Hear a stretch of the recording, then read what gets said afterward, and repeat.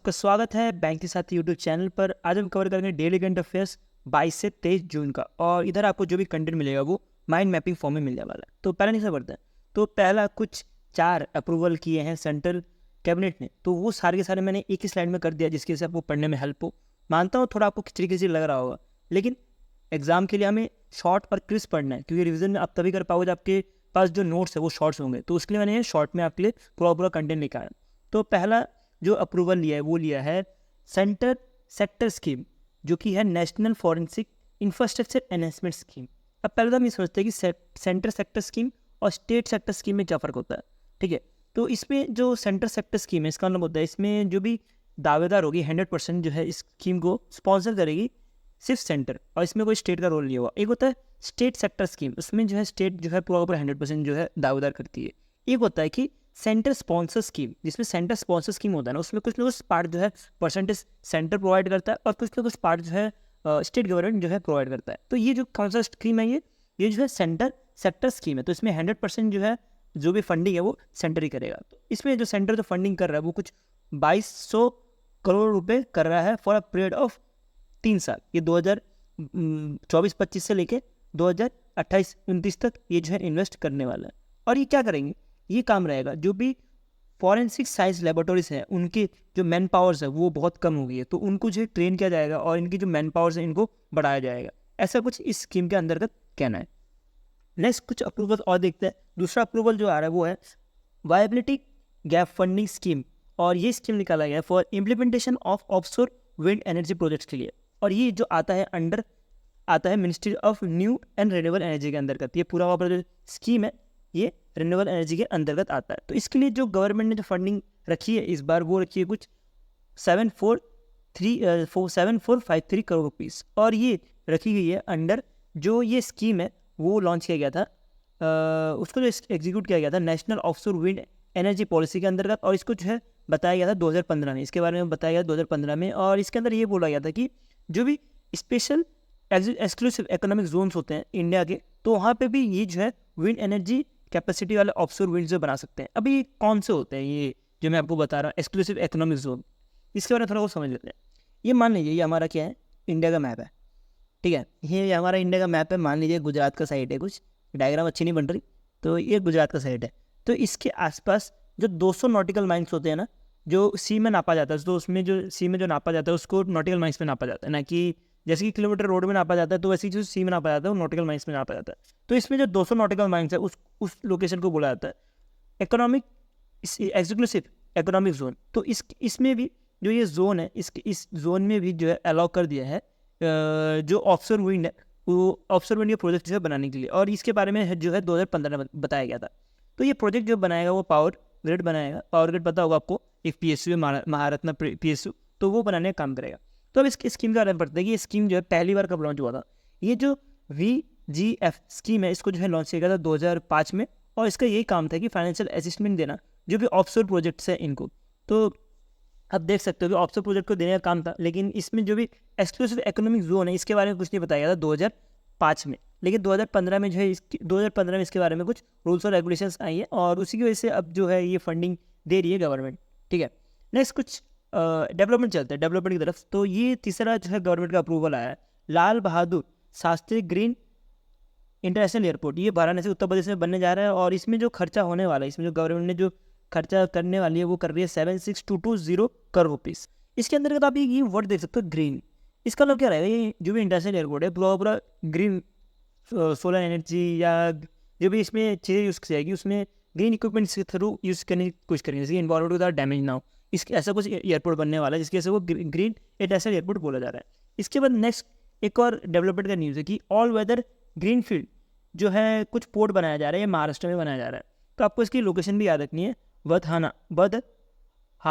वधावन को ये लोकेशन है, इधर महाराष्ट्र में बनाई जा रही है। और इसमें जो फाइनेंशियल असेसमेंट जो दी जा रही है गवर्नमेंट के थ्रू, तो वो दी जा रही है कुछ 2869 करोड़ रुपीज़।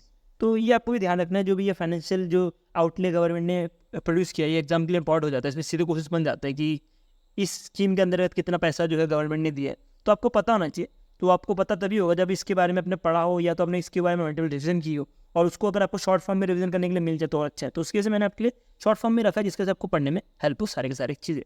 नेक्स्ट चलते हैं। नेक्स्ट ये है आ रहा है मिनिस्ट्री ऑफ कॉमर्स की तरफ से। मिनिस्ट्री ऑफ कॉमर्स ने नोटिफाई किया है पोस्ट ऑफिस एक्ट 2023 का, और ये जो है रिप्लेस कर देगा। अभी ये बहुत पुराना एक्ट था यार, ये 2000 नहीं सॉरी 1980s का एक्ट था, ये ब्रिटिश रूल का एक्ट था, पोस्ट ऑफिस एक्ट। इसके बेसिस पे ही जो है हमारे पोस्ट जो है डिलीवर होते हैं, इंडियन पोस्ट के जो पोस्ट होते हैं वो डिलीवर होते हैं एक जगह से दूसरी जगह पे। उसमें कुछ रूल्स और रेगुलेशन है कि कैसे डिलीवर करने हैं, क्या क्या जो ऑफिसर्स है वो पोस्ट के साथ कर सकते हैं, क्या क्या नहीं कर सकते, वो सारे चीज़ इधर लिखी हुई थी पोस्ट ऑफिस एक्ट 1898 में। और इसकी बेसिस पे जो है इंडियन पोस्ट पूरा पूरा चल रहा था। और ये जो था कुछ 125 साल पुराना जो है लॉ को चेंज कर दिया है 2023 के एक्ट ने। ये 2023 में ही लोकसभा से पास हो गया था, इवन प्रेसिडेंट ने भी इसकी असेसमेंट दे दी थी। लेकिन अब इसके बारे में अब चर्चा हो रही, क्योंकि इसके बारे में कुछ और डिटेल फसल लगी है। तो क्या हमारे लिए एग्जाम के लिए इतना पढ़ना काफ़ी है? नहीं, इसके साथ आपको एक और डरावने वाली चीज़ दिखाऊँ तो आपको समझ आएगा, ये है चीज़। तो ये जो है ऐप के बारे में थोड़ा कुछ पढ़ना पड़ेगा, क्योंकि एग्जाम में जो है ना डिटेल में पूछा जाता है आजकल क्वेश्चंस, तो इसलिए हमें थोड़ा डिटेल में चीज़ें पढ़नी भी ज़रूरी है। तो इसमें जो है टोटल 4 जो है नए नए लॉज तो कुछ 6 से 7 आई हैं, लेकिन हमारे एग्जाम के लिए 4 है, तो मैं इसलिए 4 ही रखा हूँ। तो इसमें जो पहला जो रूल है कि गवर्नमेंट जो भी सील लेटर था ना, सील लगाया हुआ लेटर, वो जो है उसको जो है प्रिविलेज नहीं दिया जाएगा। पहले क्या था, पोस्ट ऑफिस एक्ट 1898 के में जो भी सील्ड जो लेटर्स होते हैं, जैसे गवर्नमेंट के जो लेटर्स होते हैं वो सील्ड होते हैं ना, तो उनको जो है ज़्यादा प्योरिटी दी जाती है और उनकी जो डिलीवरी होती है वो जल्दी होती है या सेफली डिलीवरी होती है। अभी भी सेफली डिलीवरी होगी, लेकिन उनको जो है प्रायोरिटी नहीं दी जाएगी इन केस ऑफ डिलीवरी, ऐसा कुछ गवर्नमेंट का कहना है। इसी के साथ गवर्नमेंट ने एक नया पोस्ट जो है इंट्रोड्यूस किया है, जिसको बोला जा रहा है director general of post service. Director general of post service, ये director general of post service जो है ये नया बनाया गया। और ये जो पोस्ट है इनका ही जो है काम रहेगा कि पोस्ट ऑफिस में कितने चार्जेस होने चाहिए, तो किस लोकेशन में कितने किलोमीटर में कितने चार्जेस होने चाहिए, ये सारा का सारा डिसाइड यही करेंगे। और इनके लिए क्या क्या रूल्स, नए नए रूल्स जो है ये जो है लागू कर सकते हैं जो इनके डीजी होंगे। तो ये जो है नया पोस्ट है, इसमें किसमें कौन अपॉइंटमेंट होता है, इसके बारे में हम आगे भी आपको पता लगेगा। तो अब नेक्स्ट चलते हैं, थर्ड क्या इन्होंने वो चेंजेस किए हैं। तो ये चेंजेस मेरे ख्याल से अच्छा भी है और ख़राब भी है। एज अ नॉर्मल पर्सन हमारे लिए बहुत ख़राब है, क्योंकि इसमें एम्पावर कर दिया कोई भी ऑफिसर को, क्योंकि वो जो है इंटरप्ट कर सकता है, ये ओपन कर सकता है, डिस्ट्रॉय कर सकता है, वो आइटम जो भी पार्सल आया उसको डिस्ट्रॉय भी कर सकता है। अब वो डिस्ट्रॉय कब कर सकेगा, वो अपने मूड के हिसाब से तो नहीं कर पाएगा। तो इस एक्ट में कुछ रूल्स लिखे हैं, जैसे कि अगर नेशनल सिक्योरिटी हो, सिक्योरिटी ऑफ स्टेट हो, foreign relation with foreign state हो, ऐसा कुछ नहीं था पिछले वाले एक्ट में, लेकिन इस वाले एक्ट में ये रखा गया है। तो अब इतना सारा पावर दे दिया ऑफिसर्स को, तो इसका मतलब क्या हुआ कि ऑफिसर्स के पास जो भी ऑफिस करते थे पहले वो नहीं कर पाएंगे। तो इसी के लिए जो भी ऑफेंस पहले होता था उसको भी रिमूव कर दिया गया है। जैसे कि ऑफिसर अगर मिस अप्रोप्रिएट करे, या तो डिस्ट्रक्शन ऑफ पार्सल आर्टिकल करे, या पार्सल आर्टिकल चोरी हो जाए, तो ये सारा रिस्पॉन्सिबल नहीं होगा ऑफिसर्स, ऐसा कुछ इस एक्ट के अंदर कहा गया है। और ये जो मैं आपको बोल रहा हूँ कि ये जो है ये जो रिस्पॉन्सिबल नहीं होंगे, इसके बारे में बताया गया था जान विश्वास एक्ट 2023 में। तो ये 2023 का एक्ट है, इसके अंदर जो भी ये सारे जो भी ये थे ऑफिसर्स के ऊपर रूल्स और रेगुलेशन, इसको जो है पूरा पूरा रिमूव कर दिया गया था। इसके बारे में आप थोड़ा बताना मेरे को कमेंट सेक्शन में, क्या ये सही स्टेप्स है? मेरे ख्याल से ये सही स्टेप भी है, क्योंकि इसमें नेशनल सिक्योरिटी की बात हो रही है। तो नेशनल सिक्योरिटी के हिसाब से तो फिर आर्टिकल्स जो भी पार्सल है उसको डिस्ट्रॉय करना चाहिए। लेकिन एक पॉइंट ऑफ व्यू से ये भी लगता है कि यार वो पार्सल जो है हमारा, क्या पता कोई इंपॉर्टेंट पार्सल हो, जो कि क्या पता जो ऑफिसर्स हैं उनको लगे कि इसमें कोई नेशनल सिक्योरिटी का सामान हो और वो डिस्ट्रॉय कर दे, तो वो भी ठीक नहीं है एक साइड से। इसमें क्या व्यू ऑफ पॉइंट आप मैंने वो बताना कमेंट सेक्शन में। ये तो रहा हमारा जो पोस्ट ऑफिस का एक्ट था ये। अब हम नेक्स्ट कुछ टेबलर फॉर्म की न्यूज़ पर चलते हैं। तो टेबलर फॉर्म देने का कारण मेरा यही है कि टेबलर फॉर्म में जो है कंटेंट जल्दी याद होता है, और इसमें जो है मैंने भी कोई चीज़ क्रिस्प फॉर्म में दे पाऊँ, जो एग्जाम के इंपॉर्टेंट है वही दे पाऊँ। तो इसमें पहले तो पढ़ते हैं लोन के बारे में। तो एडीबी ने कुछ 170 बिलियन का जो है मिलियन का जो है लोन दिया है, और ये लोन दिया पॉलिसी बेस्ड लोन। और पॉलिसी बेस्ड लोन का मतलब क्या हुआ, ये जो है एक तरह का जो भी पॉलिसी रिफॉर्म होता है उसको जो है सपोर्ट करने का काम करेगा ये लोन। तो इसमें जो भी हेल्थ वर्कर, इंडिया के जो हेल्थ सिस्टम है उसको जो है इंप्रूव करने का काम करेगा। और जो जैसे अभी कोरोना हुआ था ना, वैसा कुछ पेंडेमिक ना हो फ्यूचर में, तो या हो भी तो उसके लिए हम कैसे प्रिपेयर कर सकते हैं अपने आप को, तो उसके लिए कुछ ये फंडिंग दी गई है। तो ये दिया गया है strengthen and measurable action for the resilient and transformer health system के लिए। तो स्मार्ट सिस्टम ही बोला जाता है, तो इसके लिए ये दिया गया है। और ये जो है सपोर्ट करेगा जो भी इंडियन नेशनल मिशन पॉलिसी है 2017 का। तो ये भी आपको थोड़ा बहुत एग्जाम के लिए ध्यान रखना है। इसी के साथ एडीबी ने कुछ 50 मिलियन जो है USD डॉलर दिया है फॉर जो भी एनर्जी ट्रांजेक्शन है एशिया पैसिफिक रीजन के लिए, उसके लिए जो भी क्लाइमेट चेंज है उसके लिए कुछ फंडिंग दी गई है। तो ये फंडिंग जो ट्रांसफ़र की है ये आप देख सकते हो AACT फंड में, तो ये फंडिंग जो है यहाँ पे ट्रांसफ़र हुई है। नेक्स्ट कुछ अपॉइंटमेंट बढ़ते हैं। ये आ रहा है अखिल गुप्ता।